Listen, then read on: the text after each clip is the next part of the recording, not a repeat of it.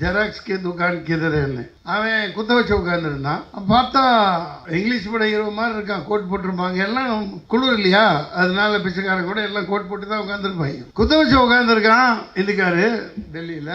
அவன் கக்கூஸ் போறானா சாப்பிட்டுட்டு இருக்கான்னு தெரியல, வாயில ஏதோ ஒன்று குழப்பிக்கிட்டு இருக்கான். ஜெராக்ஸ் கே துக்கான் எதிரேன்னு எங்கன்னு கேட்டேன். யா வாழும் அப்படிங்கிறான். அடுத்த கடைக்கு கேட்டேன், ஜெராக்ஸ் கே துகான், இத்தனைக்கும் நிர்வாச்சன் சதன் தேர்தல் நாணயத்துக்கு முன்னாடி இருக்கிற கடை. அவனுக்கு ஜெராக்ஸ்னா என்னன்னு தெரியல, ஜெராக்ஸ் ஏபிசிடி தெரியலப்பா. இங்க வந்து அண்ணாமலை பள்ளிக்கூடம் தரையில்லை சரியில்லை, நாங்க வித்யோதயா பள்ளிக்கூடம் திறக்க போறாட விளக்கன்னீங்களா டேய், எப்படி வச்சிருக்கானுங்க பாருங்க. டெல்லி எவ்வளவு பெரிய ராஜதானிங்க, எல்லா தெருவிலையும் அங்க எல்லாத்த படிப்பறிவு இல்லாத முட்டா பசங்களா வச்சிருக்காங்க. கொஞ்சம் பேர் படிச்சுக்கிட்டு இப்படி பண்ணிக்கிட்டு இப்படி தெரிஞ்சிட்டு இருக்காங்க. அதனால இங்க எல்லாம் பயங்கர பெரியார், நடேசனார், அயோத்திதாச பண்டிதர், ஜஸ்டிஸ் கட்சி, இப்படி நூற்றாண்டு காலமாக விழிப்புணர்வை ஏற்படுத்தி இந்த அளவுக்கு இருக்கு. இங்கே ரொம்ப கஷ்டம் ஜெயிக்கிறது, டெல்லியை ஜெயிக்கிறது ரொம்ப ஈஸியாக ஜெயிச்சுட்டு வந்துடலாம் உண்மையில். அதனால தான் அங்கே உட்காந்துக்கிட்டு குண்டு சட்டியில் குதிரை ஓடிட்டு இருக்காங்க. யாருக்குமே படிப்பு, இங்கே வேலைக்கு வர்றாங்கல்ல அவங்களையும் பாருங்க, ஒன்றும் இருக்காது. பஸ் ஜனாதிக்கு நல்லது, நான் கிண்டல் பண்ணுறதுக்காக நினச்சிக்க கூடாது. நாங்கள் பயங்கர வெறியில் இருக்கோம், கொலப்பசியில் இருக்குது ஜனநாயக புலிகள், the democratic tigers of India. இது ஏன் தேசிய கட்சியாக வச்சிருக்கிறேன் அப்படின்னா, இந்திய தேசியத்தில் தமிழ்நாடு தான் இந்த நாட்டை இந்தியாவை காப்பாற்ற முடியும். காமராஜ் நாடார் இல்லாட்டி லால் பகதூர் சாஸ்திரியை உட்கார வச்சாரு, இந்திரா காந்தியை உட்கார வச்சாரு, ஒரு அழகா மூப்பனாரை உட்கார வச்சிருக்கலாம், எல்லாத்தையும் சாதிச்சிருக்கலாம். மீனவர்கள் பிரச்சனை இவ்வளவு மானம் போயிட்டு இருக்குமா? சரி போயிடுச்சு விடு. இப்போ திமுக காரங்க நம்ம ஸ்டாலின் முதல்வர் கேட்டுக்கிறோம்ப்பா, சபாநாயகர் யாருப்பா அவரு, அப்பா இருக்காருல்ல, அவரை பிரதமர் அறிவிங்க, ஒரு தொகுதியில் நிக்க வைங்க, அந்த தொகுதிக்கு நாங்க எல்லாரும் ஆதரவு கொடுக்குறோம், இல்ல நல்ல கண்ணவை நிக்க வைங்க. எவன் கேட்கறது? இப்படி அவன் ஓட்டு பெட்டியில போட்டுட்டு எல்லாம் ரெடி பண்ணி வச்சுட்டு ஓட்டு கேட்டு வர்றோமா? ஐயோ அப்பா, அந்த கோயிலை வச்சு அப்படி போறார், அப்படி பக்தியில போறார் ராமேஸ்வரர் கோயிலுக்குள்ள. நானே மேக்கப் மேனுக்கெல்லாம் கூட்டிகிட்டு போயிட்டு வெளியே உட்காந்துருப்பேன். அவங்க 20 கேணியா 21 கேணி எத்தனையோ இருக்குது, 7, அதில் தண்ணி, அவள் அப்படியே நிற்கிறார், தண்ணி ஊற்றுறாங்களாம், உட்காடுறாங்களாம். பீச்சில் நடிப்பு என்ன, அதாவது என்னன்னா சோழி குடிமை சும்மா ஆடாதுமாங்கல்ல, அது பழசு. ஆனால் மோதி மஸ்தான் இருக்காரு, எல்லாம் அங்கே செட் பண்ணிட்டு இங்கே ஒரு ட்ராமா, அப்படியே பக்தி அங்க எல்லாம் படிப்பது ஏபிசிடி தெரியல சார். தம்பிகளா நல்லா பாத்துங்க, நீங்க இந்த அறிவு பேசுனீங்கல்ல, இதெல்லாம் இங்க சகஜம். அங்க வந்து பெரிய டீச்சர்களுக்கே இங்கிலீஷ் தெரியல, பார்த்துருப்பீங்க வீடியோல. அதனால டெல்லி, அதான் அந்த காலத்துல டெல்லி ராஜதானியை பல பேர் படம் எடுத்து போயிருக்கான், ஜெயிச்சிருக்கான். காரணம் என்னன்னா, 1ஆம் நம்பர் அங்குட்டா ஷாப் படிக்க தெரியாது. கிளாஸ்மேட்ஸ் உங்கள் அபிமான திரையரங்குகளில் வெற்றி நடை போடுகிறது. வானமடி நீ எனக்கு, வண்ணமயில் நான் உனக்கு, வீணையடி நீ எனக்கு, மேவும் விரல் நான் உனக்கு. வானமடி நீ எனக்கு, பாண்டமடி நான் உனக்கு, காதலடி நீ எனக்கு, காந்தமடி நான் உனக்கு, வேதமடி நீ எனக்கு, வித்தையடி நான் உனக்கு, வேதமடி நீ எனக்கு. நாம் தருகின தருகின தொம் தருகின தருகின தொம் தருகின திட்டம். வேதமடி நீ எனக்கு, வித்தையடி நான் உனக்கு, போதமுற்ற போதினிலே பொங்கி வரும் தீஞ்சுவையே. அப்படியே பால் பொங்குது ஒவ்வொரு வீட்டிலும், அப்படியே பொங்கி கொஞ்சம் கவனிக்காம விட்டுட்டா அப்படியே பொங்கி அந்த வாடை வரும் பாருங்க. எவ்வளோ அனுபவிச்சு என்னோட டெஃபினிஷன் எக்ஸ்பிளனேஷன் வித்தியாசமாக இருக்கும், பேராசிரியர்கள் பொறுத்தருக. போதமுற்ற போதினிலே பொங்கி வரும் தீஞ்சுவையே, நாத வடிவானவளே நல்லுயிரே கண்ணம்மா.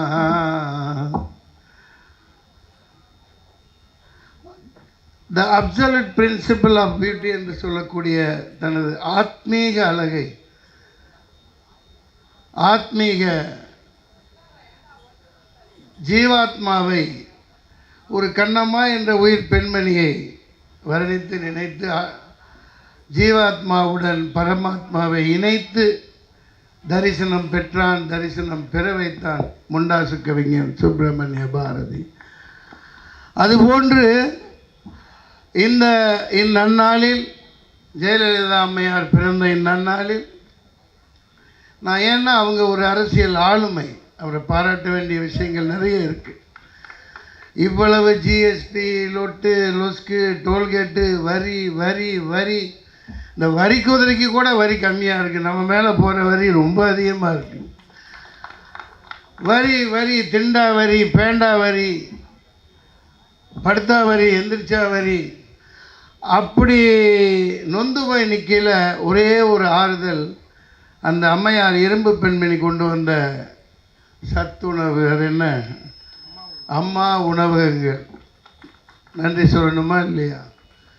அப்படி ஒரு சுப்பிரமணிய பாரதியின் அர்ப்பணிப்பை போன்று எப்படி தரிசனம் பெற்றானோ ஜீவாத்மாவையும் பரமாத்மாவையும் இணைத்து, அதுபோன்று இந்த நன்னாளில் இருந்து நான் என்னுடைய வாழ்வின் மிஞ்சிய நாட்களை முழுக்க முழுக்க முழுக்க முழுக்க இந்த மண்ணின் மீட்சிக்காகவும், வேலை வாய்ப்பின்றி தவித்து கொண்டிருக்கின்ற என் தமிழர்களுக்காகவும், தமிழனை பிரதமராக்கணும், மீனவர்கள் பாதுகாக்கப்படணும், மாணவர்கள் கஞ்சா அடிச்சுக்கிட்டு என்ன கூலிப்பா என்னமோ வச்சுக்கிட்டு திரியிறாங்க, இதிலேருந்து விடுதலை கிடைக்க வைக்கணும், 40 இருக்கிறத 50 எம்பி சீட் ஆகணும், அது ரொம்ப ஈஸி, அப்புறம் வாரேன். இது போன்ற லட்சியங்களுடன் என்னை நான் முழுமையாக இந்த மண்ணில், இந்த ஜீவானந்தம் அவர்கள் வாழ்ந்த மண்ணிலே இன்றிலிருந்து நான் சங்கல்பம் எடுக்கிறேன், சத்தியம் எடுக்கிறேன், உங்களுக்காக உழைப்பேன், உழைக்க வைப்பேன், அனைத்து லட்சியங்களையும் நாம் ஈடேற்றுவேன் என்று கூறி ஒரு ஜாலியாக காமெடியாக பேசிட்டு போகலாமா? இராணுவ வீரர், அப்பா அந்த சகோதரர் கொஞ்சம் ஃபோனை வாங்கு, அவர் பொண்டாட்டியை தொந்தரவு பண்ணிக்கிட்டே இருக்கார் இங்கேருந்து. ஆமாம்,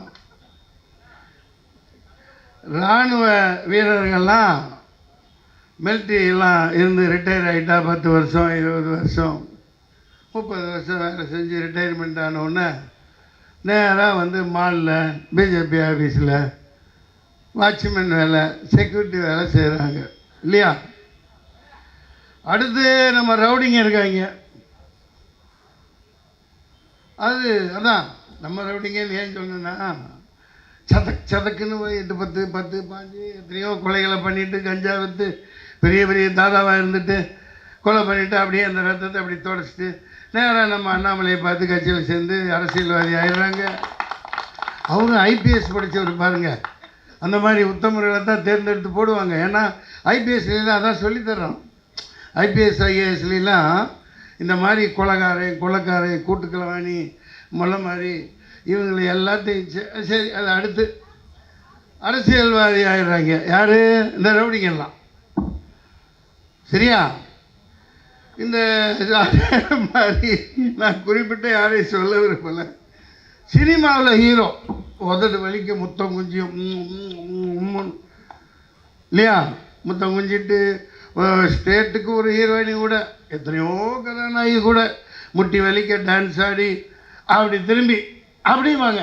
ஏன்னா சினிமாக்காரன் வந்து நானே சினிமாவானேன்னு நினைக்கக்கூடாது, நான் கூலிக்காரன். ஒரு கையை அப்படின்னா 10 பேர் அங்கிட்டு விழுகுவான், இப்படி திரும்பினா இங்கிட்டு 20 பேர் விழுகுவான், கை தட்டுவோம். அப்படி சினிமா நடிகர்கள் மட்டும் ரிட்டையர்மெண்ட்டு ஆகி அரசியலுக்கு வந்தால் ஸ்ட்ரெயிட்டாக சிஎம் தான், சீஃப் மினிஸ்டர் தான். ஆமாம், ஆனால் இந்த வில்லனுக்கெல்லாம் எதுவும் கொடுக்க மாட்டீங்களா? என்னப்பா இது அநியாயமாக இருக்குது, எல்லா கோட்டாவும் இவங்களே எடுத்துக்கிட்டா கொடுமைப்பா இது. பரவாயில்ல, எனக்கு அதை பற்றிலாம் கவலை இல்லை. நம்ம இப்போ டெல்லி எங்கேப்பா பாராளுமன்ற படம் இருக்கா? அந்த பழைய படம் அதான் நமக்கு பிடிக்கும். இப்போ மோடி ஒன்று புதுசாக கட்டி விட்டார். எப்படி 2ஆம் நாள் அப்படி இல்லை, விளையாட்டுக்கு இல்லை, பாரம்பரியமானது. அவ்வளோ மோதிலால் நேரு கொடுத்ததா எப்போ இருந்து அவங்க எத்தனை பேர் அந்த கட்டடத்தை விட்டுட்டு இவர் எத்தனையோ ஆயிரக்கணக்கான கோடியை செலவு பண்ணி புதுசாக கட்டினார். 2ஆம் நாள் ஒரிசாவில் ஆக்சிடெண்ட் ஆகி அந்த கட்டடம் மாதிரியே இருக்குது அந்த ட்ரெயின் எல்லாம். அப்படியே அந்த எப்படி ஆக்சிடெண்ட் ஆகி அந்த அந்த பெட்டிகள் விழுந்து கிடந்ததோ அதுதான் 2ஆம் நாள் ஆக்சிடெண்ட் ஆச்சு. இதை நான் இந்த இடத்துல எதுக்கு சொல்கிறேன்னா, நான் கேலி பண்ணி கிண்டல் பண்ணி கையெல்லாம் தட்டாதீங்க. ஒரு சில விஷயங்கள் இருக்குது. இப்போது நாங்களும் அந்த ஒரு இதில் தான் பயணிக்க போகிறோம். அதாவது ஒரு கோயில் கட்டணுன்னா மடி பிச்சை எடுத்து எல்லாத்துட்டையும் கந்தா கொடு, பாய் கொடு, நீ கொடு, அவர் கொடுன்னு ₹1, ₹2, ₹10, ₹20 அந்த காணிக்கையில் வாங்கி எல்லாம் ஊர் கூடி தான் ஒரு கோயில் கட்டணும். நம்ம இது திருவொற்றியூர் தாண்டி ஒரு இடம், அங்கே நான் இங்கே இந்த குறுக்குப்பேட்டையில் ஒரு இடம் வச்சுருந்தேன், விற்றுட்டேன். இப்போது இந்த ரியல் எஸ்டேட் எல்லாம் பண்ணி விற்று வாங்குவேன். அப்பப்போ எலெக்ஷனில் நிற்பேன், விட்டுருவேன், படையெடுப்பேன், விட்டுருவேன். அந்த கோயில் நான் போய் பார்த்தேன், மிகப்பெரிய கோயில். அது ஏக்கர் கணக்காக பயங்கரமான விக்கிரகங்கள், சிலை, அற்புதமான வடிவமைச்சு தொழிலாளர்களுக்கு, இவங்களுக்கு, பூசாரிகளுக்கெல்லாம் அறைகள் இப்படி கட்டியிருந்தார். கட்டி முடித்து கும்பாபிஷேகம் இதெல்லாம் முடிச்சுட்டு காலையில் வெளியே வீட்டுக்கு விட்டு வெளியே வர்றாரு. அவர் வாடகைக்கு விட்டுருந்த அந்த கம்பெனிலேருந்து வண்டி ரிவர்ஸ் மிதித்து இறந்து போயிட்டார். அது எப்படின்னா, ஒரு கோடி தேர் இழுக்கணும், எல்லாம் சேர்ந்து ஒரு விஷயத்தை செய்யணும். அந்த ஒரு விதத்தில் நாங்களும் இந்த ஜனநாயக புலிகள் ஒரு நம்பிக்கையில் ஏன் இறங்கியிருக்கோம்னா, மடிப்பிச்சை எடுத்தாவது இந்த மண்ணை காப்பாற்றுவோம். கண்டிப்பாக மாற்றி யோசிக்கணும். எப்படா இப்படி கோடிக்கணக்காக இவன் பணம் போட்டு அவன் 50 கோடி 100 கோடி செலவழித்து நிற்கிறானே, 10ஓட 11 அத்தோட இது ஒன்று, இவனுக்கு இந்த பொழப்பு தேவையானலாம் நீங்கள் நினச்சிக்கிட்டு இருக்கலாம் இல்லையா? எனக்கு என்ன தோணுச்சுன்னா, இந்த டெல்லிக்கு இப்போ போனேன் இந்த பதிவு பண்ணுறதுக்காக. ஒரு 4 வக்கீல்கள் உள்ள டெல்லியில் இருக்கிறவங்க அது பண்ணிக்கிட்டு இருந்தாங்க. ஒரு பேப்பர் ஜெராக்ஸ் எடுக்க வேண்டி இருந்தது. ஒன்று தப்பாயிடுச்சு என் கையெழுத்து. அதை நான் போய் தண்ணி கொடுப்பா சொல்லி தண்ணி நானே போய் வெளியில் ஒரு டீ அடிச்சுட்டு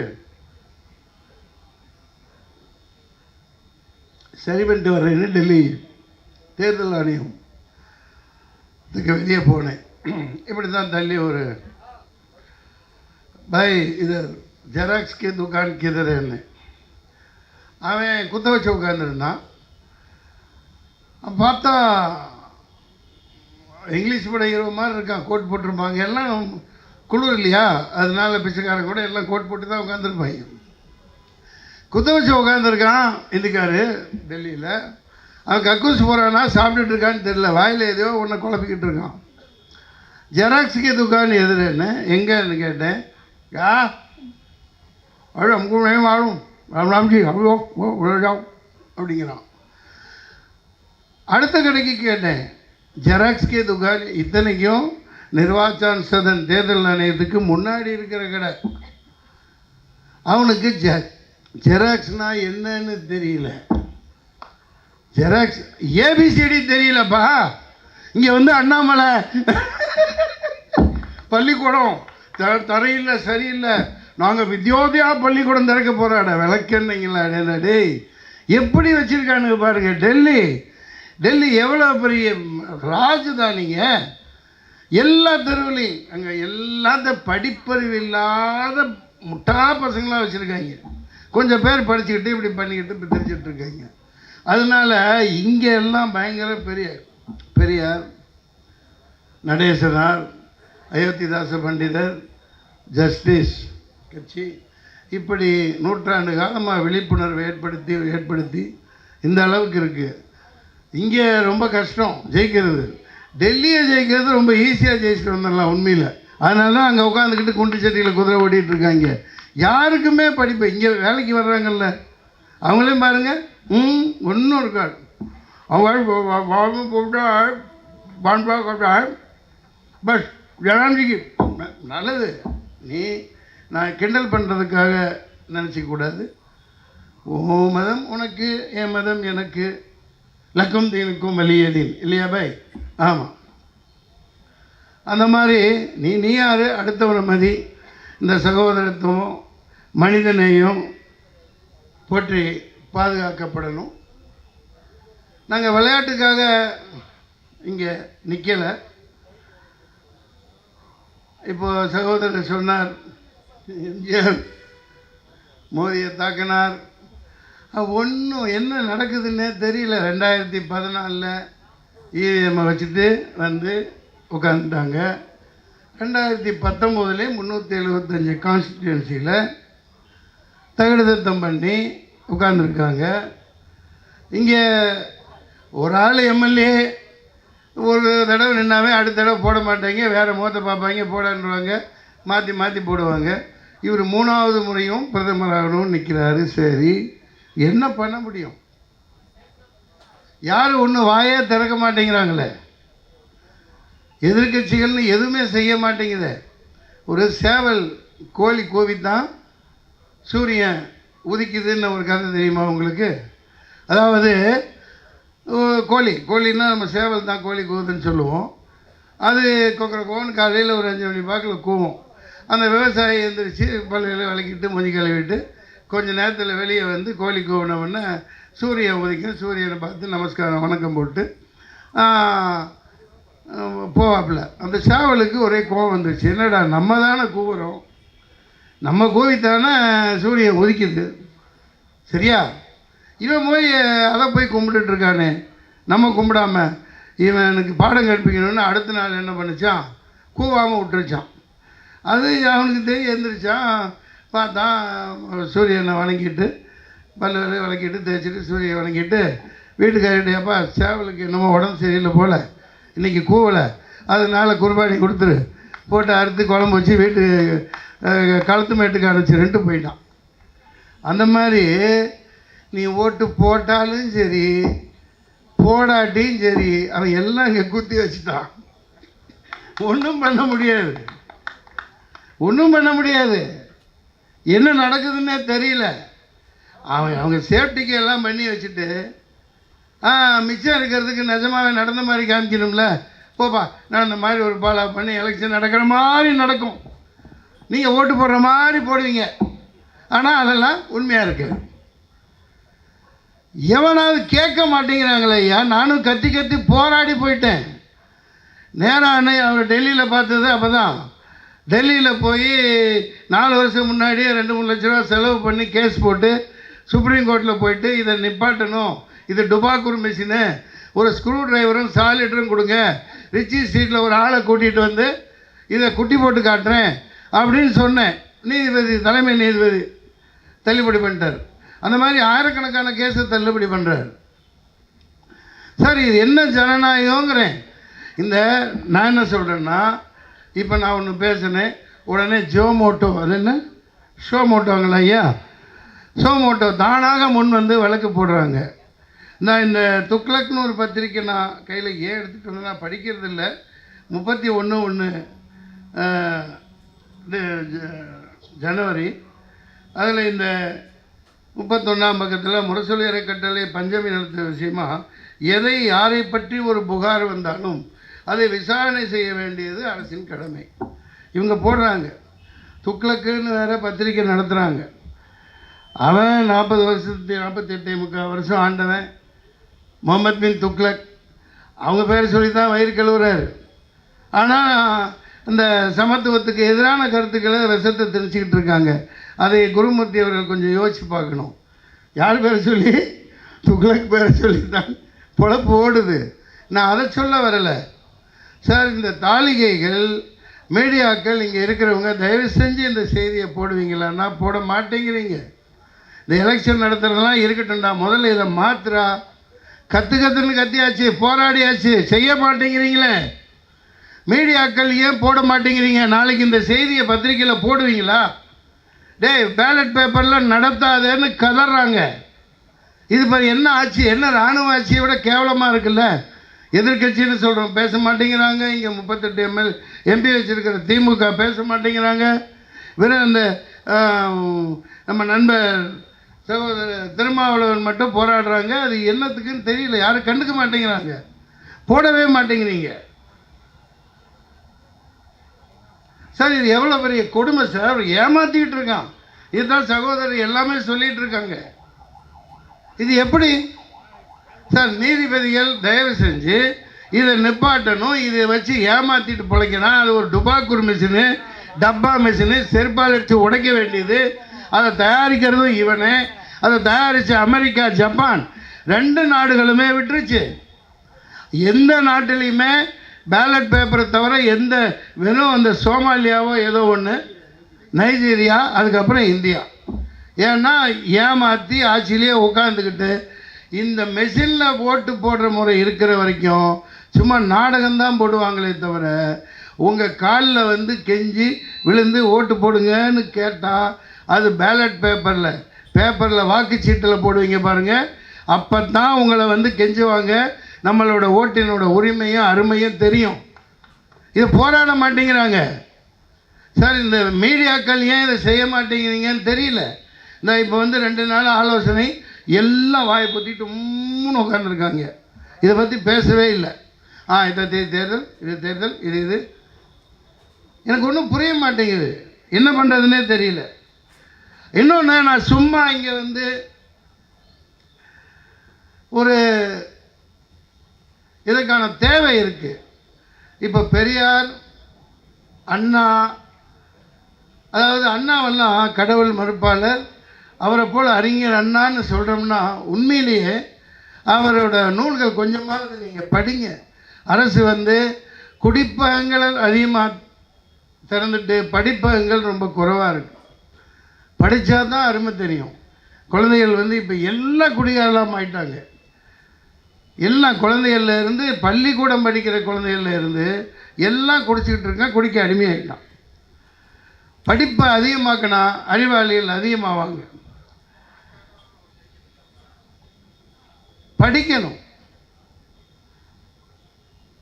அக்னி குஞ்சொன்று கண்டேன், அதை ஆங்கொரு காட்டில் ஒரு பொந்திடை வைத்தேன், வெந்து தனிந்தது காடு தளல் வீரத்தில் குஞ்சென்று மூப்பென்று முண்டோ தருகிறதோம் தருகிறதித்தான். இதை வாத்தியார் எப்படி சொல்லி கொடுத்தாரோ தெரியல. நீங்கள் அதை படித்தா தான் அதில் உள்ள பொருள் தெரியும். அக்னி குஞ்சொன்று கண்டேன், அதை ஆங்கொரு காட்டில் ஒரு பொந்திடை வைத்தேன், வெந்து தனிந்தது காடு. காடுன்னா தேகம். எவ்வளோ அற்புதமாக, எவ்வளோ அழகாக பாரதியாரோட ரொம்ப பிடிக்கும். அதே நேரத்தில் சில வேறுபாடு, கருத்து வேறுபாடு இருக்கிறது வேறு விஷயம். அவர் எழுதின சிறிய கவிதை இது எனக்கு தெரிஞ்சு. எத்தனையோ நான் பள்ளிக்கூடத்தில் படிக்கலையே, ஏதோ அந்த புத்தகங்கள் படித்தனால தான் இந்த அளவுக்கு உருப்பட்டுக்கிட்டு தமிழ்நாடு இந்த அளவுக்கு இருக்குது. எங்கள் அண்ணன் முகமது அலி அண்ணன் இருப்பார், சினிமா மெட்டிலேயே பாட்டு பாடுவார். வண்ணத்தமிழ் பெண் ஒருத்தி என்னருகில் வந்தார், வானரங்கள் கனி கொடுத்து மந்தியுடன் கொஞ்சம், குற்றால குறவஞ்சி, மந்தி சிந்தும் கனிகளுக்கு வாங்கவிகள் கெஞ்சும். படிக்க வைக்க மாட்டேங்கிறீங்க. படித்தா அவ்வளவு படிப்பில் இல்லாத போதையா குடிப்பில் இருக்குது. பொண்டாட்டிக்கு ஒரு மல்லிகைப்பூ, ஒரு அல்வா, அவங்களுக்கு பிடிச்ச ஒரு சேலை இங்கே காஸ்ட்லியாக விற்றாங்கன்னா அங்கே வண்ணாரப்பேட்டை போங்க, பாய்ங்க மன்னிக்க, ஒரு 300 ரூபா, 150 ரூபா, 200 ரூபாய்க்கு அருமையான புடவை கிடைக்கும். வாங்கி கொண்டு போய் அந்த காசை அவங்களுக்கு கொடுங்க. அந்த மனைவியோட அந்த முகத்தை பாருங்கள், அப்படியே அந்த சிரிப்பு, அதில் வர்ற போதையை விட வேறு என்ன வேணும் உங்களுக்கு? ஒரு பச்சை குழந்தைக்கு ஒரு பொம்மை, சாதாரண அந்த கிளி பொம்மை, அதில் அதிகமாக கெமிக்கல் இருந்தால் தண்ணியை ஊற்றி கழுவிட்டு ஒரு 50 ரூபாய்க்கு அல்லது குறைஞ்ச விலைக்கு வாங்கி கொண்டு போய் அந்த குழந்தைகிட்ட கொடுங்க. அதை அப்படியே சும்மா கட்டி பிடிச்சி முத்தம் கொடுத்து அதை விளையாண்டுக்கிட்டே இருக்கும் பாருங்கள். அதில் கிடைக்கிற போதையை விடவா? குடிக்க வச்சு நாசமாக போயிட்டாங்க ஐயா. நான் இதுக்கு மேலே சொல்கிறதுல ரொம்ப நொந்து போய் இதை செய்கிறேன்னா, நான் 2 நாளைக்கு முன்னாடி நெய்வேலியில் கமிட் ஆன படம் முடித்து கொடுக்க போயிருந்தேன், கவர்மெண்ட் படம். அங்கே அந்த அம்மா பேர் பார்வதி அம்மா, அதான் அந்த செங்கேணி என்ன படாது சூர்யா படம், ஜெய்பீம். அவ்வளோ வன்கொடுமைக்கு உட்படுத்தப்பட்டவங்க. நான் எதேச்சியாக நான் உங்களை பார்க்கணுன்னு போகலை. அந்த ஊருக்கு பேர் வந்து முதனைனா திருவண்ணாமலையில் ஏற்ற தீபத்துக்கு முதல் நெய் அனுப்பின ஊர் அந்த முதனை. அந்த கிராமத்தில் போனவுடனே ஆகா ஒரு பெரிய குளம் பார்த்தேன். இப்போ எப்போவுமே நான் கேரவனுக்குள்ளே போக மாட்டேன், போய் குளத்தடியில் உட்காந்துட்டு பாயை வச்சு உட்காந்துட்டு தான் மேக்கப் போடுவேன். போனால் அந்த பாயில் ஒரு அம்மா இருந்தாங்க. இவங்க யார் தெரியுமா? இவங்க தான் அந்த பார்வதி அம்மானாங்க. அவரோட மகங்க 2 பேர் மூட்டை முடிச்சோட புளியாமரத்தடியில் குடியிருந்துட்டுருக்காங்க. தாளிகையாளர்களே, இது கொஞ்சம் செய்தியாக்குங்க. இந்த நூற்றாண்டில் இவ்வளோ பெரிய கொடுமைக்கு உள்ளாக்கப்பட்டவங்க, காவல்துறை அராஜகத்தால் அது ஒரு உயர் சாதி ஒரு பிரிவினர்னு ஃபால்ஸாக கம்ப்ளைண்ட் கொடுத்து அதனால் பாதிக்கப்பட்ட படமே எடுத்திருந்தாங்க இல்லையா? சூர்யா தம்பி 10 லட்ச ரூபா கொடுத்துருக்கு. அது என்ன பண்ணிட்டாங்கன்னா, பேங்க்கில் இதாக வரவும் அவங்க அம்மா உங்கள் கையில் இருந்தால் பிடிங்கிடுவாங்க அப்படின்னோடனே 5000 ரூபா மாதம் ஈவுத்தொகையை வாங்கி அதை வாங்கி சாப்பிட்டுட்டு இருக்காங்க. 3 சென்ட் இடம் இருக்குது. இது வரைக்கும் வீடு இல்லாமல் நம்ம இருக்க முடியுமா? புளியாமரத்தடியில் வாழ்ந்துட்டு இருக்காங்க இந்த நிமிஷம் வரைக்கும். அந்த பார்வதி அம்மா சீரழிச்சப்பட்டவங்க, சீரழிக்க அந்த எவ்வளோ பெரிய கொடுமை பாருங்கள். இது மட்டும் இல்லை, இப்போ இவ்வளவு வாழ்க்கை மோதி அதை கட்டிட்டாங்க, இவர் இந்த கவர்மெண்ட் அதை கட்டுச்சுங்கிறீங்க. உதாரணத்துக்கு இளம்பிள்ளை அந்த ஊர் பயணப்பட்டு போய்கிட்டு இருக்கேன், கரூர் வரைக்கும், குமாரபாளையம், இளம்பிள்ளை இந்த பகுதியில் எல்லாமே இந்த செய்தியை கேட்கறதுக்கு கொடூரமாக இருக்குது. ஒரு கிட்னி யாருக்குமே இல்லை. கிட்னியை விற்று கடன் அடைச்சிக்கிட்டு இருக்காங்க. நெசர் தறிவாளர்கள் 3 லட்சம் தாரேன் 5 லட்சம் தாரேன்னு சொல்லி அவன்லாம் இப்போ அந்த அந்த அவனுங்களெல்லாம் என்ன பண்ணுறது சார்? இந்த நூற்றாண்டில் இவங்க இதை பண்ணேன் அதை பண்ணேன்னு சொல்கிறாங்க. கிட்னியை விற்று நிறைய பேருக்கு அங்கே ஒரு கிட்னியில் சுற்றிக்கிட்டு இருக்காங்க. என்னங்க கொடுமை? இவர் பாட்டுக்கு எடுத்து 25 மை காட். இப்போ என்னென்னா 25 லட்சம் கோடியை தூக்கி தள்ளுபடி பண்ணுறாங்க. நம்மள்கிட்ட வரியை வாங்கி வரியை வாங்கி ஏழைகள்கிட்ட எல்லாம் பிடிங்க. ஒரு கடனை வாங்கினா, வீட்டு மேலே கடனை வாங்கினா கதவு பிடிங்கிட்டு போயிடுறான். டிராக்டர் பிடிங்கிட்டு போயிடுறான். மினிமம் பேலன்ஸ் வைக்கிறேன்னா அங்கே பிடிங்கிட்டு போயிடுறான். அதைத்தான் நான் யோசித்தேன். சரி, இந்த அளவு கொடுமை நடந்துகிட்ருக்கீங்கள, இப்போ இந்த 25 லட்சம் கோடி சாதாரணமாக தூக்கி கொடுத்தா இந்த மக்களை ஏழைகளாகவே வச்சுக்கிட்டு ஏன் இருக்கான்? நாங்கள் இன்னொன்று இது இப்போ புஷ்யா அண்ணன் 2 கோடி பேர் இயக்கத்தில் சேர்றதா செய்திகள் படித்தேன். பெரிய அமைப்பு இருக்குது. தம்பி விஜய்க்கு கப்பு தான் முக்கியம்னு இறங்க போகிறாங்க, அவருக்கு வாழ்த்துக்கள். நாங்கள் என்ன யோசித்தோம்னா, இந்த அறிக்கை வழக்கறிஞர்களோட இந்த குறைஞ்சபட்சம் 25 லட்சம் கோடியை தூக்கி நீ ஒரு பூர்ஷா வாக்களுக்கு கொடுக்குறீல, ஒரு பைசா பிரயோஜனம் இல்லாமல், அது ஏன் நம்ம 1 லட்சம் 2 லட்சம் இவங்களுக்கு வட்டி வாங்கக்கூடாது? நோ வட்டி, கடன் கொடுக்கணும். எதுக்கு கிட்னி விற்கிறான்? உணர்வு பூர்வமாக சொல்கிறேன், சத்தியம் மட்டும் சொல்கிறேன், சத்தியமாக நடத்த முடியும். நாங்கள் உறுப்பினர்களாக சேர்க்க மாட்டோம்.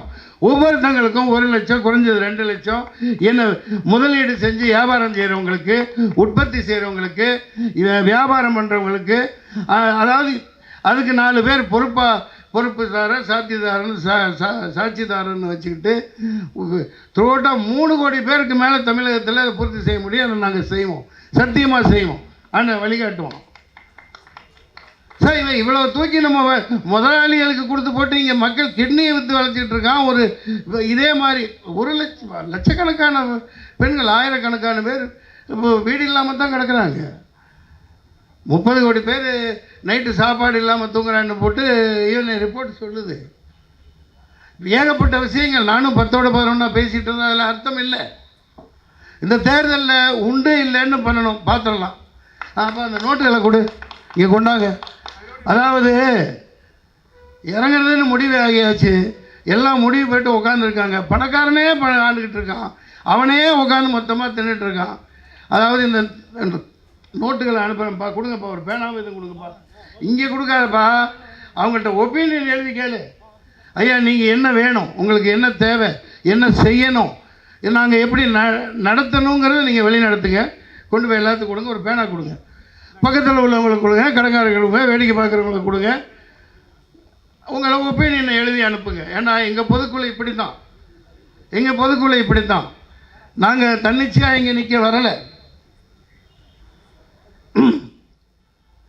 சார், நான் என்ன நினைக்கிறேன்னா, இப்போ ஐயா தீகா, அதாவது பெரியார் சாதாரணமாக அப்படிலாம் அவரோட அர்ப்பணிப்பெல்லாம் மறுக்க முடியாது.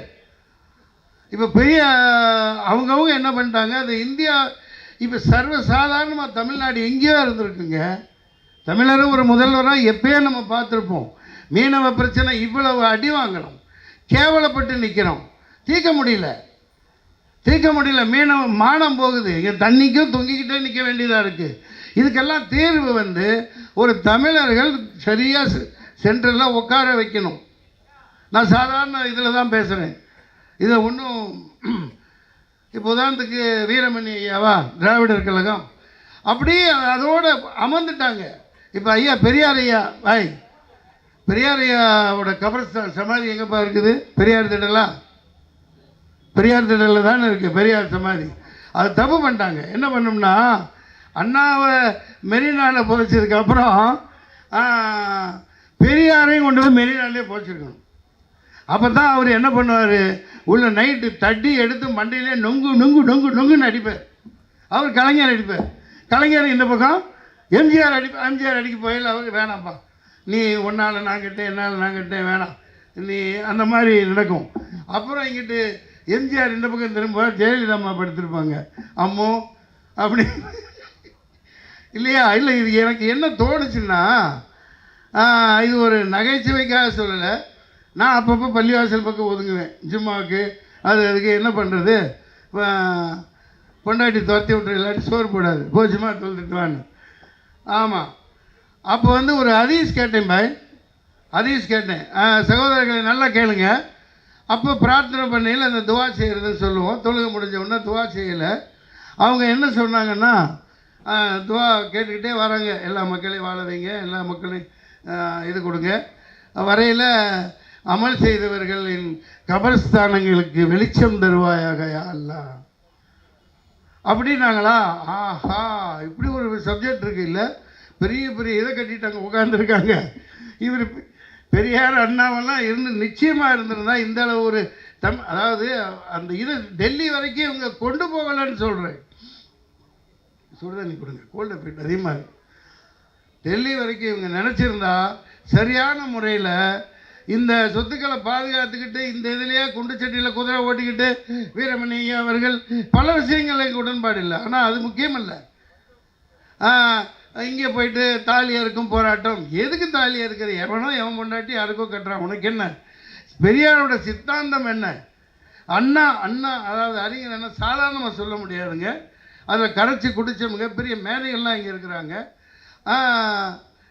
டெல்லி வரைக்கும் இவங்க அதை பரப்பி இருந்தால் கடவுள் மறுப்பு இதெல்லாம் சரியான முறையில் இந்திய எதிர்ப்புன்னு விட்டுட்டு, இந்திய எதுக்கு தப்பில்லை. லட்சக்கணக்கான பேரோட இப்போ 150 வருட கட்சி காங்கிரஸ், 75 வருஷம் திராவிட முன்னேற்ற கழகம், அவங்களோட அர்ப்பணிப்புகள், பெரியார் அர்ப்பணிப்புகள், அண்ணாவின் அர்ப்பணிப்புகள், அதன் மேலே இவங்க ஆட்சி செஞ்சுக்கிட்டு போகிறாங்களே தவிர அது இவங்களுக்கு சிலையை வச்சு தெருவுக்கு அண்ணா பெயர் பெரியார் பெயர் வைக்கிறாங்களே ஒழிய அவர் சித்தாந்தங்களை இனிமேலுமாவது டெல்லி வரைக்கும், டெல்லியை தாண்டி அழகாக இப்போ மார்வாடி இப்போ தெருவில் போய் நீங்கள் ஹிந்தியில் பேசி ஓட்டு கேட்குறீங்க ஹிந்திக்காரங்கள்ட்ட, அந்த ஹிந்திக்காரங்களே நிற்கவை, அவனை டெல்லிக்கு அனுப்பு.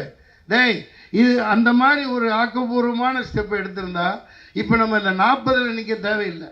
ஊபியில் 80, 90 எவ்வளோப்பா மொத்தம் 80, நமக்கு 40 கூட கிடையாது. ஜனத்தொகை அடிப்படையில் கேட்டால் நீங்கள் நம்மெல்லாம் வலுக்கட்டாமல் குடும்ப கட்டுப்பாடு பண்ணின்னு கம்மியாக 2 நமக்கு 20 நாம் 20, அப்புறம் நாம் 20 நமக்கு 1, நாமே குழந்தை நமக்கே குழந்தை இப்படின்னு போனான்னா நாங்களாம் எதுவும் கேட்குறதில்ல. கொரோனாவில் வீட்டுக்குள்ளே படு, தள்ளி இரு, தனித்திருன்னா அது எப்படி தள்ளி இரு தனித்திருக்க முடியும்? கொரோனா பருத்து எத்தனை பேர் சாவடிச்சானோ அத்தனை பேர் கொரோனா பருத்து ஆகிட்டே தான் போனோம். அது செயற்கையான ஒரு நோய் கொண்டு வந்தது. இந்த எலெக்ஷனில் அதை கொண்டு வர முடியாதுங்கிறதுனால இந்த மெஷினை வச்சு யாரும் சொல்ல மாட்டேங்கிறீங்க. நான் மேலோட்டமாக அப்படி பேசிட்டு போயிடுவேன். அதாவது அதுதான் திராவிட முன்னேற்ற கழகம், திராவிடர் கழகம் இவரெல்லாம் என்ன செஞ்சிட்டாங்கன்னா, பெரியார் இதை அதான் சகோதரர் பேராசிரியர் ரொம்ப நொந்து போய் சொன்னார். அது பெரியாரை தாக்குறதுல 1% தவறும் இல்லை. அவர் செஞ்ச அளப்பரிய ஒரு டெடிக்கேஷன், அவருடைய அர்ப்பணிப்புக்கெல்லாம் போற்றப்பட வேண்டியவை. அதை முன்னெடுக்காமல் போயிட்டாங்க. அதான் பெரியாரை மெரினாவில் புதைச்சிருந்தா நல்லா மண்டையில் நொட்டு தடி எடுத்து போட்டுக்கிட்டே இருந்திருப்பார். என்னடா இப்படிலாம் பண்ணி வச்சுக்கிங்க, போங்கடா போய் பரப்புங்கடான்னு. பரப்பிருந்தால் இவன் இந்த மாதிரி ஒரு மதவெறியை தூண்டி விட்டுக்கிட்டு இந்த மாதிரி பண்ணிகிட்டு இருக்க மாட்டாங்க இல்லையா? அந்த ஒரு ஆதங்கம் தான் ஐயா. நிறைய நேரம் ஆகிக்கிட்டு இருக்கிறது. இந்த இடத்துல நாங்கள் ஐயா எழுதுங்க ஐயா, நீங்கள் எப்படி வேணும், என்ன வேணும், கடைக்காரங்க யாருக்கு வேணாலும் கொடுங்க. நீங்கள் என்ன திட்டினாலும் சரி, நீ எப்போ ஜெயிக்க போகிறேன்னு கேட்டாலும் சரி, உங்கள் ஆலோசனைகள் எழுதுங்க. நாங்கள் அதை பரிசீலிப்போம், அதன்படி நடப்போம். இப்படியே இருந்துகிட்டு இருக்க முடியாது. இப்போ எத்தனை பெரிய சக்திகளாக இருந்தாலும் எங்களுக்கு ஏன் தைரியம் வந்துச்சுன்னா, ஒரு சாதாரண அமாவாசை, அமைதிப்பட அமாவாசை மாதிரி இருக்கிற மோடி அவர்கள் இல்லையா, இவ்வளவு பெரிய பொய்யை சொல்லி நாட்டாண்டு மதக்கலவத்தை ஏற்படுத்தி உட்காந்துக்கிட்டு 25 லட்சத்தை தள்ளுபடி பண்ணால் அது 7.5 கோடி சிஏஜியில் அவர் பிஏ ஃபண்ட்ஸுக்கு கணக்கே இல்லை. ஆனால் ஊழல் இல்லைங்கிறாங்க. அவரெல்லாம் சொல்லிகிட்டு இருந்தால் நிறைய மாளாது. அதை கிழிக்க வேண்டிய இடத்துல கிழிப்போம். இனிமேல் தான் சாட்டையை சொல்லக்கூடாதுன்னு நான் மலிப்பி போய்கிட்டு இருக்கேன். நல்லா புரிஞ்சுக்கணும். சும்மா காற்றுல சொல்லக்கூடாது இல்லையா? அதனால் எங்களுக்கு ஒரு தைரியம். இவ்வளவு பெரிய அட்டூழியங்க பண்ணிகிட்ருக்கீங்கள, நம்மையே அடிப்படை மக்களுக்கு கொடுக்க வச்சு ஆட்டிகிட்டு போகிற கையை நீட்டிகிட்டு போனால் போடுற மகராசே போடுவாம்பாங்க இல்லையா? அந்த மாதிரி ஒரு 100 கோடி 500 கோடி 1000 கோடியை போடுறா அப்படின்னு பிக் இண்டஸ்ட்ரீஸில் போட வச்சு அது வட்டி கொடுக்கக்கூடாது, வாங்கக்கூடாது. 1 லட்சம் கொடுத்தா நம்ம உறுப்பினர்கள் அந்த 1 லட்சம் அப்படியே அவங்க 5000மோ 10,000மோ மாதம் கட்டணும். அதுக்கு எந்த வித பிடுங்கக்கூடாது. அது சாத்தியம். அது ஆனால் ரிசர்வ் பேங்க் இதுபடி வட்டி வாங்கணும்னு சட்டம் இருக்குது. வட்டி வாங்கினா தான் பேங்க்கு திறக்க விடுவான்னு சொல்லிக்கிட்டு இருக்காங்க. அல்லது நாங்கள் ட்ரஸ்ட்டாக ஆரம்பிப்போம். ஏன், அதாவது அப்போ தான் இவங்க விழிப்புணர்வு பெறுவாங்க. தமிழ்நாடு எல்லாத்துக்கும் எனக்கு என்னென்னா, கிட்னியை விற்று சாப்பிட்றாங்க ஐயா. அதுக்கப்புறம் வட்டி கட்ட 50,000 ரூபா இல்லை, ஒருத்தருக்கு வாங்கிட்டு வெறும் 10,000 ரூபா கொடுத்து ஏமாற்றிட்டு போயிருக்கானுங்க. அதுக்கப்புறம் அந்த அம்மா தறி உட்காந்து நெய்ய முடியாதான், ஒரு கிட்னி இருந்தால் உட்காந்து நெய்ய முடியாதான். சார், இந்த நூற்றாண்டில் அதை செஞ்சேன் இதை செஞ்சீங்கிறானுங்க மாறு தட்டிக்கிட்டு. வெக்கக்கேடாக இருக்கு இல்லையா? இது எவ்வளோ பெரிய கொடுமைங்க. இன்னும் அந்த செங்கேணி அம்மா புளியமரத்தடியில் படுத்து கிடக்கு. ஏன் வீடு கட்டி கொடுத்தீங்களே, எங்கப்பா பிரேமர் செங்கையில் அத்தனை வீடு திட்டம், இத்தனை வீடு திட்டம்? தெளிவாக சொல்கிறேன். முதனை கிராமம் இப்போ போய் பாருங்கள், புளியாமரத்தடியில் படுத்து கிடக்கு. எங்கே கக்கூஸ் போவாங்க, எங்கே ட்ரெஸ் பண்ணுவாங்க, அத்தனை போலீஸின் அத்துமீறல்கள், வன்கொடுமைக்கு அப்புறம் கணவனை அடித்தே கொன்னுட்டதுக்கப்புறம் பக்கத்தில் இருக்க சமூக மக்களும் அதை பார்த்துக்கிட்டு போயிட்டு வந்துட்டுருக்காங்கன்னா நம்ம என்ன ஒரு சாதி அமைப்புக்குள்ளே கட்டுண்டு கிடக்கிறோம். இது இரத்த கண்ணீர் வடிக்க வேண்டியதுங்க ஐயா. ஆதலினால் எங்களோட அர்ப்பணிப்பு இதை துடைக்கிறதா தான் இருக்குமே தவிர முதலாளிகளை வாழ வைப்பது அல்ல. உங்களோட உத்தரவு வேணும். இவ்வளவு நேரம் நீங்கள் எங்களுக்கு கொடுத்ததுக்கு ரொம்ப நன்றி. இப்போது நாளைக்கு நீங்கள் எழுதி அனுப்புங்க. அதாவது இப்போது நான் சும்மா மோதி எதுக்குங்கிறது ஒன்றும் பண்ண முடியாது. எருமாட்டில் கள்ள தூக்கி போட்ட மாதிரி இந்த என்ன பேராசிரியர் நீங்களாம் இருக்கீங்களே, ஒளிக காட்டு கத்திட்டா அவ்வளோதான், மூச்சு தள்ளி போய் தண்ணி குடிச்சிட்டு போக வேண்டியதான். ஒன்றும் பண்ண முடியாது. அதுக்கு என்ன பண்ணலாம், எப்படி பண்ணலாம், விட முடியுமா? ஆனானப்பட்டவன் எவனோ ஆண்டுட்டான். இப்போ வாஜ்பாயை மறந்துட்டாங்க, இந்திரா காந்தி மறந்துட்டாங்க, ஜவஹர்லால் நேரு மறந்துட்டாங்க. நீ எவ்வளோ நாள் ஆள போகிற? என்ன 2 மசூதியை இடிச்சிட்டு மதக்கலவரத்தை உண்டு பண்ணி சாவடிச்சிட்டா என்ன முஸ்லீம்லாம் சேர்த்து போயிடுவாங்களா? டேய், இந்த சகோதரத்துவம் மனிதனையும் போற்றி பாதுகாக்கப்படணும். அதுதான் ரொம்ப ரொம்ப முக்கியம். இந்த தேர்தலில் நாங்கள் பயங்கர வெறியில் இருக்கோம், கொலப்பசியில் இருக்குது ஜனநாயக புலிகள், the democratic tigers of India. இது ஏன் தேசிய கட்சியாக வச்சுருக்கிறேன் அப்படின்னா, இந்திய தேசியத்தில் தமிழ்நாடு தான் இந்த நாட்டை இந்தியாவை காப்பாற்ற முடியும். காமராஜ் நாடார் இல்லாட்டி லால் பகதூர் சாஸ்திரியை உட்கார வச்சாரு, இந்திரா காந்தியை உட்கார வச்சாரு, ஒரு அழகாக மூப்பனாரை உட்கார வச்சிருக்கலாம், எல்லாத்தையும் சாதிச்சிருக்கலாம். மீனவர்கள் பிரச்சனை இவ்வளோ மானம் போயிட்டு இருக்குமா? சரி, போயிடுச்சு, விடு. இப்போ திமுக காரங்க நம்ம ஸ்டாலின் முதல்வர் கேட்டுக்கிறோம்ப்பா, சபாநாயகர் யாருப்பா அவரு, அப்பாவும் இருக்கார்ல, அவரை பிரதமராக அறிவிங்க, ஒரு தொகுதியில் நிற்க வைங்க. அந்த தொகுதிக்கு நாங்கள் எல்லாரும் ஆதரவு கொடுக்குறோம். இல்லை நல்ல கண்ணவை நிற்க வைங்க. எவன் கேட்குறது? இப்படி அவன் ஓட்டு பெட்டியில் போட்டுட்டு எல்லாம் ரெடி பண்ணி வச்சுட்டு ஓட்டு கேட்டு வர்றோமா? ஐயோ அப்பா, அந்த கோயிலை வச்சு என்ன நடிப்பு நடிக்கிறாருப்பா இந்த மோதி. சத்தியமாக இன்னைக்கு கழட்டி போட்டேன், இங்கே வேணான்னு முடிவு பண்ணிட்டேன். அப்படி போகிறார், அப்படி பக்தியில் போகிறார். ராமேஸ்வரர் கோயிலுக்குள்ளே நானே மேக்கப் மேனுக்கெல்லாம் கூட்டிகிட்டு போயிட்டு வெளியே உட்காந்துருப்பேன். அவங்க 20 கேணியா 21 கேணி எத்தனையோ இருக்குது, 7. அதில் தண்ணி, அவள் அப்படியே நிற்கிறார். தண்ணி ஊற்றுறாங்களாம், உட்காடுறாங்களாம். பீச்சில் நடிப்பு என்ன, அதாவது என்னென்னா சோழி குடிமி சும்மா ஆடாதுமாங்கல்ல, அது பழசு. ஆனால் மோதி மஸ்தான் இருக்காரு, எல்லாம் அங்கே செட் பண்ணிவிட்டு இங்கே ஒரு ட்ராமா. அப்படியே பக்தியில் பக்தி. அங்கே எல்லாம் படிப்பறை ஏபிசிடி தெரியல சார். தம்பிகளா நல்லா பார்த்துங்க, நீங்கள் இந்த அறிவு பேசுனீங்கல்ல, இதெல்லாம் இங்கே சகஜம். அங்கே வந்து பெரிய பெரிய டீச்சர்களுக்கே இங்கிலீஷ் தெரியல, பார்த்துருப்பீங்க வீடியோவில். அதனால டெல்லி, அதான் அந்த காலத்தில் டெல்லி ராஜதானியை பல பேர் படம் எடுத்து போயிருக்கான், ஜெயிச்சிருக்கான். காரணம் என்னென்னா, 1ஆம் நம்பர் அங்குட்டா ஷாப் படிக்க தெரியாது. அட ஏபிசிடி தெரியலடா, ஜெராக்ஸ் கடை, இங்கிலீஷ்கார ஹாலிவுட் ஹீரோ மாதிரி இருக்கான். குத்து வச்சு உட்காந்துக்கிட்டு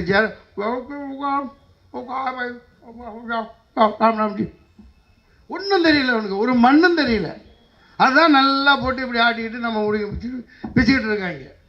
இதை விட முடியாதுங்க ஐயா. எங்களுக்கு இந்த தேர்தலில், அதாவது எங்கள் இந்த நிலைப்பாடு எங்கள் என்னென்னா, இந்த தேர்தலில் அதாவது ஒரு முல்லைக்கொடி படர வேண்டும் என்றால், முல்லைக்கொடி படர வேண்டும் என்றால் அது எட்டி மரமாக இருந்தாலும் சரி, நெட்டி மரமாக இருந்தாலும் சரி, நாங்கள் கூட்டணி வச்சிருந்தோம்னா வச்சு தீருவோம், பார்த்துக்கலாம். எங்கள் கொள்கை இது. மீனவர்கள் காக்கப்படணும், மாணவர்கள் காக்கப்படணும், மத நல்லிணக்கம் பேணணும், இஸ்லாமிய சிறைவாசிகளை விடுதலை செய்யணும், தமிழர் மீனவன் ஒருத்தன் தாக்கப்படக்கூடாது.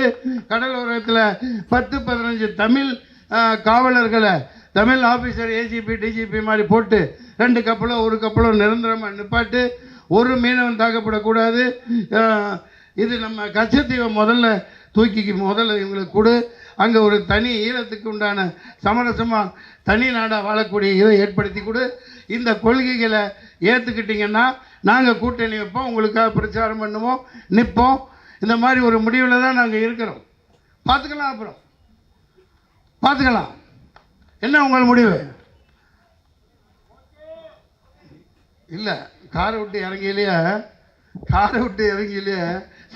சார் நடிகர் சொல்லி சொன்னாங்க 150 கோடி வாங்குறாங்க, எங்களுக்கு 1000 ரூபா இவங்க கொடுத்தாங்க, அவர் வந்தால் ஒரு 25,000 கொடுப்பார்ல. அவன் முடிவில் இருக்கான். இப்போ தேர்தலில் சாயந்தரம் பேப்பர்லாம் பாருங்கப்பா, நாங்கள் பறக்கும் படை அமைப்போம்.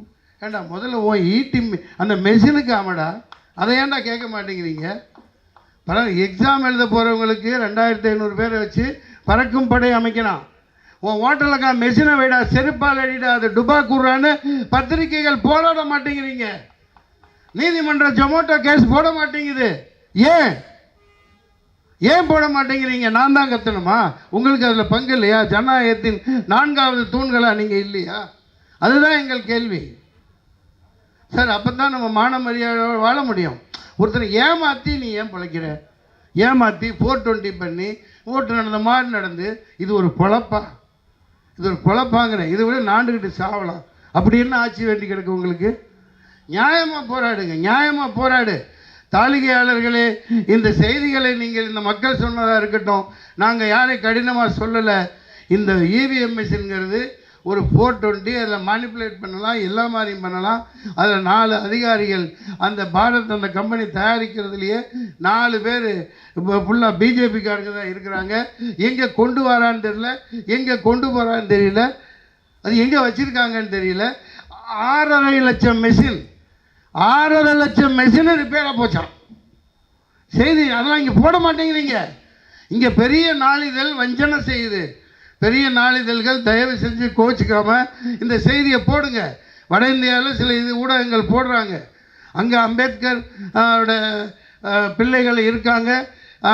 ஆனால் இந்த அளவுக்கு பெரியார் அளவுக்கு வீரியமாக இவர் போய் அங்கே செயல்பட்டு இருந்திருந்தா இந்த அளவுக்கான வேற்றுமை இருந்திருக்காதுங்கிறது என்னோட கணிப்பு. நிச்சயமாக நாம் எல்லாம் ஒற்றுமையாக இருந்தால் டெல்லி சமஸ்தானத்தை தமிழர்கள் நம்ம ஆளுவோம். எவ்வளோ நாள் குஜராத்திகளுக்கு கொடுத்துட்ருக்கிறது? ஏப்பா, நான் சாதாரணமாக கேட்குறேன் உங்கள்கிட்ட, தப்பு இருந்தால் என்ன செருப்பால் அடி. ஏர்போர்ட்டு அதானி இல்லையா? கப்பல் எத்தனையோ ஷிப்யார்டு, துறைமுகம் அதானி. இப்போது நீ கஷ்டப்பட்டு 10 வருஷம் 5 வருஷம் வேலை செஞ்சு அங்கே கொஞ்சம் காசு ஒரு 500 ரூபா 2000 ரூபா கம்மியாக கிடைக்குங்கனால பவுன் வாங்கி ஒரு 10 பவுன் லைட்டாக உருக்கி ஆமாம் செயின் போட்டு வரேன், கொஞ்சம் இங்கே வந்தால் கொஞ்சம் மிச்சமாக உண்டு. அதை பிடிச்சி அதை அரெஸ்ட் பண்ணி மானபங்கப்படுத்துறையில் அதே கப்பல் துறையில் அவன் பாலமாக நல்லா கேளுங்க, கப்பல் அவன்கிட்ட இருக்குது, துறைமுகம் அவன்கிட்ட இருக்குது. எந்த நாட்டில் ரொம்ப சீப்பாக கிடைக்குதோ கடலில் பாலமாக தங்கத்தை கொண்டு போய்கிட்டு இருக்கான்னா நீங்கள் என்ன பண்ண முடியும்? அதுதானே செய்கிறான். ஏர்போர்ட்டில் இப்போ குஜராத்தில் மாட்டுச்சா இல்லையா 25,000 கோடி கஞ்சா அப்பீல் கொக்கைன், அது என்ன ஆச்சு? அப்போது இப்போ இங்கே ஒரு ரூட் இருக்குது, நல்லா கண்டுக்குங்க. குழந்தைகள் எல்லாம் நாசம் பண்ணிட்டு போயிட்டு இருக்காங்க. நான் நேரடியாக பார்த்தேன். கார்ப்பரேஷன் ஸ்கூலில் படிக்கிற பிள்ளைங்க எல்லாம் அந்த உள்ளுக்குள்ளே தலையானியாமே மண்டைக்குள்ளே நேராக ஏறுது, எல்லாம் உணவெல்லாம் நஞ்சாயிடுச்சு. இவன் கஞ்சா அவனுக்கு தான் எது வேணாலும் பண்ணலாமே. அவன் கடத்தி கொண்டு வந்து கள்ள மார்க்கெட்டில் விற்று அதுக்கு அவன் மார்க்கெட்டிங். இப்போ ஒரே ஒரு சிம்பிள் இன்னொரு கேள்வி கேட்டுறேன். காவல்துறையினர் இப்போ பொண்டாட்டி பிள்ளையோட நாளைக்கு சண்டே ஒரு தங்கச்சியோ அக்காவோ அம்மாவை வச்சுட்டு போவான், காதலியை கூப்பிட்டு போவான். எங்கேயாவது நம்மால் நிப்பாட்டு அதடு இதடு. காவல்துறை பிடிக்கிறீங்கல்ல, அவங்க பாவம் பிடிக்கிறவங்க கீழ்மட்டத்தில் அவங்களுக்கு டார்கெட். நான் கேள்விப்படுறேன், அவங்களுக்கு டார்கெட். சார் நான் என்ன சொல்கிறேன், காவல்துறை ஒரு சாதாரணமாக ஹெல்மெட்டு போடல, ஹெல்மெட்டு போட்டால் தானே தெரியும். நல்ல வேலை போடாதனால தான் இந்த முடியன்ட்ட மிஞ்சி இருக்குது. ஹெல்மெட்டு போட்டால் ஒரே மாதத்தில் கோவிந்தா கோவிந்தா கோவிந்தா திருப்பதிக்கு போகாமே மொட்டை. ஹெல்மெட்டு போட்டால் அதுதான் நம்ம ஊரில் அது இல்லை. ஹெல்மெட் பாதுகாப்பு அது வேறு விஷயம். இந்த நான் சொல்ல வந்த பாயிண்ட்டு, காவல்துறை சாதாரணமாக போகிறவங்களாம் அவன் பாவம் ஏற்கனவே வரி கட்டி நொந்து போய் எல்லாத்தையும் கட்டி போட்டு இருக்கிற கை காசை அனுபவிக்க விடாமல் கொடு 1000 கொடு கொடுக்குறீங்கல்ல. அதே மாதிரி ஒரே ஒரு சட்டம் போட்டால் இந்த போதையை நிப்பாட்ட முடியாதா? நிப்பாட்ட முடியுமா முடியாதா? ஏன்? தாளிகையாளர்கள் இவிஎம்ஐ ஒழித்து வாக்குச்சீட்டில் நடத்துவதற்கு கோரிக்கை விடுங்கள், பகிரங்க சவால் விடுங்கள், எதிர்த்து நில்லுங்கள், மக்கள் பக்கம் நில்லுங்க. நாங்கள் கலந்துக்கிறோம்னா வேறு வழி இல்லை, எப்படி இருந்தால் கலந்தாகணும். ஏன்னா நமக்கு கப்பு முக்கியம். தம்பியோட வார்த்தைக்காக நம்ம பண்ணி ஆகணும். அதாவது நம்ம அமைதிப்பட சத்யராஜ் மாதிரி அடி தேங்காய் சூரத்தங்காய் ஓட பாஞ்சு போய் பொடி வாயை பிடிச்சி கவ்வி நாய் வாயில் இருக்கிற தேங்காயை பிடிக்கி அதுதான் விட முடியுமா? எவன் கூட வா என்னானாலும் பார்த்துக்கலாம். ஏன்னா அதற்கப்புறம் நம்ம பயணம் நீண்ட பயணமாக இருக்கும். இந்த மக்களுக்கு எளியவர்களுக்கு சும்மா அந்த திட்டம் இந்த திட்டம் போட்டோம் இதெல்லாம் தேவையில்லை. வட்டியே இல்லாமல் அந்த மாதிரி ஒரு கடன் கொடுக்கணும். அந்த ஒரு இதை நாங்கள் முன்னெடுக்கிறோம், ஆலோசனை சென்று கொண்டு இருக்கிறது. அது ஏன்னா சத்தியமாக சொல்கிறேன், நான் 10-20 கோடியை கடன் கொடுத்து விட்டுட்டேன். நான் அது உண்மையை சொல்கிறேன், தெரிஞ்சவங்களுக்கெல்லாம் தெரியும். எனக்கு சென்னை பூரா கடன் இருக்குது.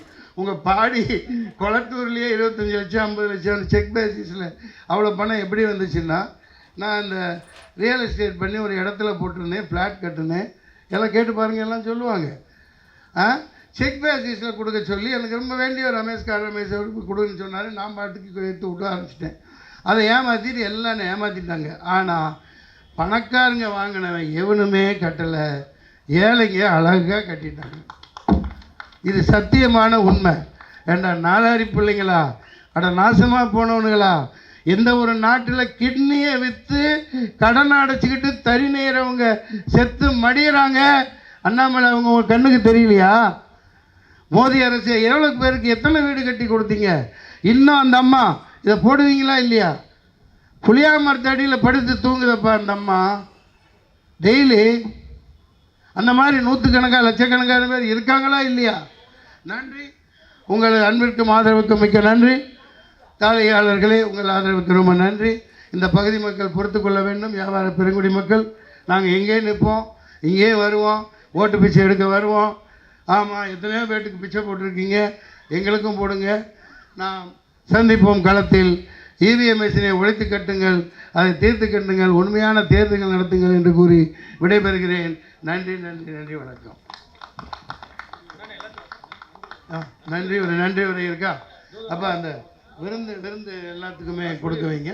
பேசு. அனைவரும் கொஞ்சம் உட்காருங்க. எல்லாத்துக்கும் கொஞ்சம் உணவு ஏற்பாடு பண்ணியிருக்காங்க. அங்கங்கே உட்காந்திங்கன்னா அங்கேயே வரும் உங்களுக்கு உணவு. அப்படியே பேக் ஃபுட்டாக இருக்குது. பிரியாணி, ஆர்ஆர் பிரியாணி. தயவு செய்து சாப்பிடவும், தப்பாக எடுத்துக்காதீங்க. வாங்கிட்டு போங்க, எல்லாம் கொடுப்பா. இறுதியாக நன்றி உரை அன்பு தம்பி நவாஸ் அவர்கள். அஸ்ஸலாமு அலைக்கும் ரஹமத்துல்லாஹி வபரகாத்துஹு. இங்கே வந்திருக்கோம் எல்லா மக்களுக்கும் முதல் நன்றி. சரிங்களா, வந்திருக்கீங்க எல்லாருக்கும் முதல் நன்றியை தெரிவிச்சுக்கிறேன். ரெண்டாவது விஷயம் பார்த்தீங்கன்னா, அன்னை இவ்வளோ தூரம் உங்களுக்காக பேசியிருக்காரு. சரிங்களா, அண்ணனுக்காக நீங்கள் என்ன பண்ண முடியுமோ உங்களால் முடிந்தது, அடுத்து வரப்போகிற இந்த ஆட்சியில் நீங்கள் என்ன பண்ண முடியுமோ அண்ணனுக்காக நீங்கள் பண்ணுங்கள். எல்லாம் ஒன்றும் பண்ண மாட்டாங்க. 5000 ரூபா கொடுத்தா ஓட்டு போடுவாங்க. சுமார் இல்லைப்பா, ஏன்னா அப்படி தான் தேர்தல் ஆணையம் பறக்கப்பட அமைப்போம். இன்றைக்கி செய்தி அதான் வருது. அதாவது நாங்கள் கண்காணிக்கிறோம், படம் கொடுப்பது தவறு. முதல்ல நீ ஒழுங்காக மெஷினை வச்சு நீ ஏன்டா முள்ள மாதிரி ஓட்டு கேட்குற? நீ வாக்குச்சீட்டு வை. நீ கோடி கோடியாக வாங்குற, அப்புறம் அவங்க என்ன பண்ணுவாங்க? இது எதிராக பேசலை, யதார்த்தத்தை பேசுனேன். நான் கொடுன்னு சொல்லலை, இங்கே வாங்கணும்னு சொல்லலை, யதார்த்தத்தை பேசுவேன் நான். நன்றி ஐயா, நன்றி உரை நிகழ்த்துங்க.